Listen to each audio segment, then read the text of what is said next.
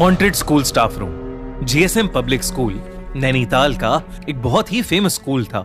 वहां बहुत ही रेप्यूटेड घर के बच्चे पढ़ते थे। उस स्कूल का पूरे नैनीताल और आसपास वाले एरिया में बहुत नाम था। इसलिए रंजना वहां एज अ टीचर जॉब करना चाहती थी। रंजना साइंस की टीचर थी और वो 6th to 8th क्लास को साइंस पढ़ाया करती थी और वो बहुत वक्त से जीएसएम पब्लिक स्कूल में जॉब ट्राई कर रही थी। फाइनली उसकी जॉब उस रेप्यूटेड स्कूल में लग गई थी। रंजना बहुत खुश थी और वो पूरे मन से अपनी जॉब किया करती थी। स्कूल में एग्जाम्स का टाइम आ गया था और एक दिन रंजना एग्जाम पेपर्स चेक करने के लिए स्कूल के स्टाफ रूम में लेट तक रुकी हुई थी। उसने अपने पेरेंट्स को बताया था कि वो स्कूल से लेट आने वाली थी। मगर चिंता की बात तो तब हुई जब रात के 11 बज गए और रंजना का कुछ अता पता नहीं चला। उसके पापा उसे बार बार कॉल कर रहे थे मगर वो फोन ही नहीं उठा रही थी। देखते ही देखते 12 बज गए, फिर 3 बज गए और फिर अगले दिन की सुबह होने को आ गई। रंजना के पेरेंट्स बहुत परेशान हो गए थे, इसलिए उसके पापा तुरंत स्कूल के लिए निकल गए मगर स्कूल के गेट पर ताला लगा था। इसके बाद रंजना के पापा सीधा लोकल पुलिस स्टेशन गए और अपनी बेटी की मिसिंग रिपोर्ट दर्ज करा दी। ये सब अभी चल ही रहा था कि रंजना के पापा को उसके स्कूल के स्टाफ रूम वाले नंबर से एक कॉल आया। उन्होंने तुरंत फोन उठाया और उनके पैरों तले जमीन खिसक गई। वो पुलिस को लेकर फौरन स्कूल के लिए निकल गए। वहां पहुंचकर उन्होंने देखा कि स्टाफ रूम में रंजना की लाश पड़ी है। उसके सर पर गहरी चोट लगी हुई थी और शरीर पर ढेर सारे चोट के निशान थे। पुलिस ने यह सब देखकर तुरंत रंजना की डेथ की इन्वेस्टिगेशन शुरू कर दी। उसके शरीर के निशान सीधा इशारा कर रहे थे कि उसे किसी ने बड़ी बेरहमी से मारा है। पुलिस ने जब सीसीटीवी फुटेज चेक किया तो उन्हें उसमें कुछ नहीं मिला। शाम 8 बजे तक रंजना पेपर्स चेक करती नजर आ रही थी और उसके बाद अचानक सीसीटीवी फुटेज करप्ट हो गई थी। यह केस पूरे नैनीताल में फेमस हो गया और जीएसएम पब्लिक स्कूल काफी चर्चा में रहने लगा।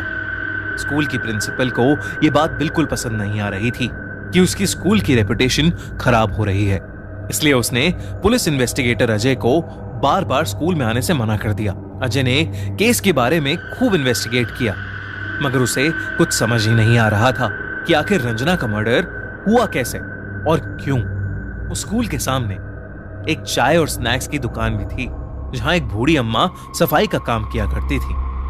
एक बार अजय जब वहां पर चाय पी रहा था तो वो बूढ़ी अम्मा अचानक से बोल पड़ी कि उस स्कूल में भूत है और उस भूत ने ही उस टीचर को मारा है। ये सुनकर पहले तो अजय हंस पड़ा लेकिन फिर कुछ देर बाद उसने सोचा कि वो एक बार रात में जाके स्टाफ रूम चेक करके ही क्यों ना आ जाए। इसलिए एक शाम स्कूल बंद होने के बाद अजय गार्ड से स्कूल खुलवाकर चुपचाप स्टाफ रूम में इन्वेस्टिगेट करने चला गया। स्टाफ रूम में जाते ही उसको कुछ अजीब सा महसूस होने लगा। अचानक ही स्टाफ रूम का टेम्परेचर ठंडा पड़ गया था। अजय ने स्टाफ रूम को अंदर से बंद किया और फिर इन्वेस्टिगेट करने लगा। उसने रंजना का लॉकर खोला और डॉक्यूमेंट्स देखने लगा। तभी स्टाफ रूम की सारी लाइट्स फ्लिकर करने लगी। अजय ने ट्यूबलाइट थोड़ी घुमाई ताकि लाइट फ्लिकर होनी बंद हो जाए और वो जलबुझ बंद भी हो गई। इन सब पे ध्यान न देता हुआ अजय दोबारा अपना काम करने लगा कि तभी रूम में लगी ट्यूबलाइट ब्लास्ट हो गई और पूरे स्टाफ रूम में अंधेरा छा गया। अजय ने इस बात को ज्यादा सीरियसली नहीं लिया और सभी पेपर्स उठाकर रूम से बाहर जाने लगा मगर स्टाफ रूम का दरवाजा अब खुल ही नहीं रहा था। उसने दरवाजा खोलने की बहुत कोशिश की मगर वो खुल ही नहीं रहा था। तभी अजय को अपने पीछे से किसी औरत के रोने की आवाज आई। वो पलटा और उसका दिल बुरी तरह दहल गया। एक औरत दीवार की तरफ मुंह करके जमीन पर बैठी रो रही थी। अजय की धड़कनें ये देखकर बहुत तेज हो गई थीं, क्योंकि पूरे स्कूल में उसके अलावा कोई था ही नहीं। वो पूरी जान लगाकर दोबारा दरवाजा खोलने की कोशिश में लग गया मगर अगले ही सेकंड वो बर्फ सा वहीं जम गया। वो धीरे से मुड़ा तो उसने देखा कि वो औरत ठीक उसके पीछे छत से उल्टी लटकी हुई है। जब उसने ध्यान से उसका चेहरा देखा तो उसकी आंखें फटी की फटी रह गईं। वो औरत कोई और नहीं बल्कि रंजना ही थी। उसकी आत्मा उसी स्टाफ रूम में कैद थी। देखते ही देखते रंजना की आत्मा छत से ही फ्लोट करते हुए उसी कोने में चली गई जहां वो बैठकर रो रही थी। उसने जैसे ही रंजना की आंख में आंख मिलाई, रंजना जोर से चिल्लाई और फिर हवा में कहीं गायब हो गई। अजय उस कोने की तरफ गया तो उसने देखा कि स्टाफ रूम की वो दीवार लकड़ी से बनी थी, जबकि बाकी दीवारें सीमेंट से बनी थीं। अजय ने तुरंत वो दीवार तोड़ दी। जो उसने वहां देखा वैसा कुछ उसने आज तक कभी नहीं देखा था। उस दीवार के अंदर इंसानी हड्डियां पड़ी थीं। उन हड्डियों के ऊपर खून लगा था और पास में ही एक गुड़िया रखी थी जिसके गले पर इंसानी बाल बंधे थे। सबसे चौंका देने वाली बात तो यह थी कि उस गुड़िया के नीचे एक तस्वीर रखी थी। वो तस्वीर किसी और की नहीं बल्कि रंजना की ही थी। किसी ने रंजना को मारने के लिए और उसकी आत्मा को ट्रैप करने के लिए काला जादू किया था। अजय ने तुरंत गार्ड से पता किया कि स्टाफ रूम की लास्ट रेनोवेशन कब की गई थी। तो गार्ड ने उसे बताया कि कुछ हफ्ते पहले ही स्टाफ रूम की दीवारों पर पेंट किया गया था। अजय ने गार्ड से रेनोवेशन कराने वाले ठेकेदार का नंबर लिया और उससे पूछताछ की।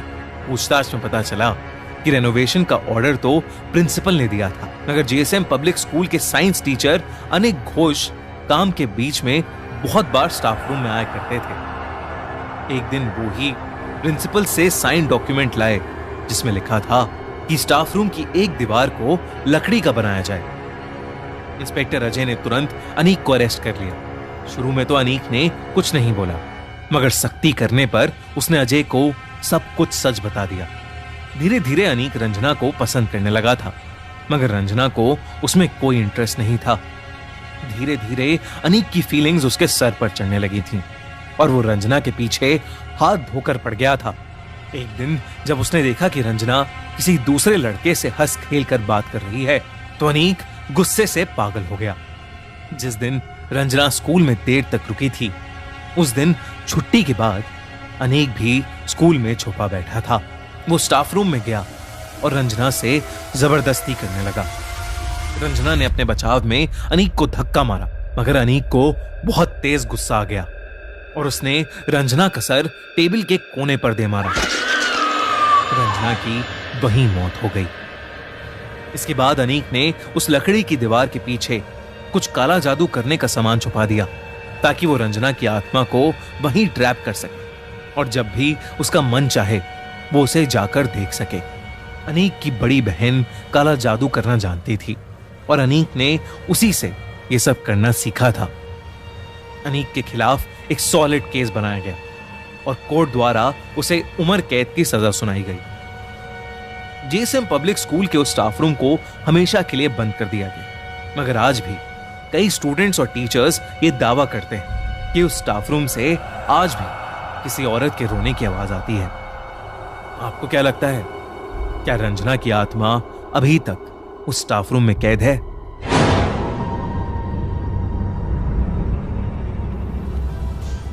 अगर आपको ये वीडियो अच्छी लगी तो हमारा चैनल खूनी मंडे सब्सक्राइब करना बिल्कुल मत भूलना।